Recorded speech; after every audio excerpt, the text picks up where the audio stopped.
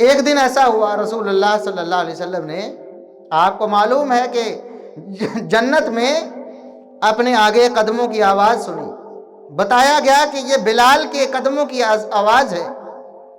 اللہ کے رسول صلی اللہ علیہ وسلم نے سیدنا بلال رضی اللہ عنہ سے پوچھا، حدثنی بارجع عمل عملتہ فی الاسلام۔ بلال،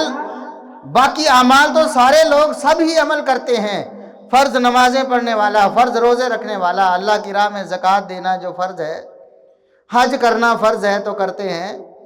عمل تو سارے لوگ کرتے ہیں، کوئی ایسا خاص عمل بتاؤ بلال جس سے آپ کو اللہ کے ہاں بڑی امید ہو کہ اللہ رب العزت اس پہ آپ کو خاص انعام سے نوازے، وہ عمل تو بتاؤ، کیونکہ میں نے جنت میں آپ کے قدموں کی آواز سنی ہے۔ وہ عمل میں معلوم کرنا چاہتا ہوں کہ بلال وہ کون سا عمل ہے۔ اس سے یہ بھی معلوم ہوتا ہے ہمیں اپنا عقیدہ درست کرنے کی ضرورت ہے، جو ہمیں اللہ اور اس کے رسول صلی اللہ علیہ وسلم نے عقیدہ دیا ہے وہی ہمارا عقیدہ ہونا چاہیے۔ رسول اللہ صلی اللہ علیہ وسلم عالم الغیب نہیں تھے۔ آپ صلی اللہ علیہ وسلم کو اگر معلوم ہوتا کہ بلال کو کس عمل کی وجہ سے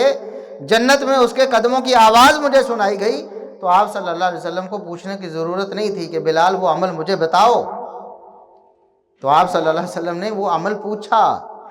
اور بلال رضی اللہ عنہ نے بتایا، اللہ کے رسول مجھے جس عمل پر اللہ رب العزت سے سب سے زیادہ ثواب کی امید ہے نفلی اعمال میں سے، وہ عمل یہ ہے کہ انی لم اتطہر طہورا، میں نے دن ہو یا رات ہو جب بھی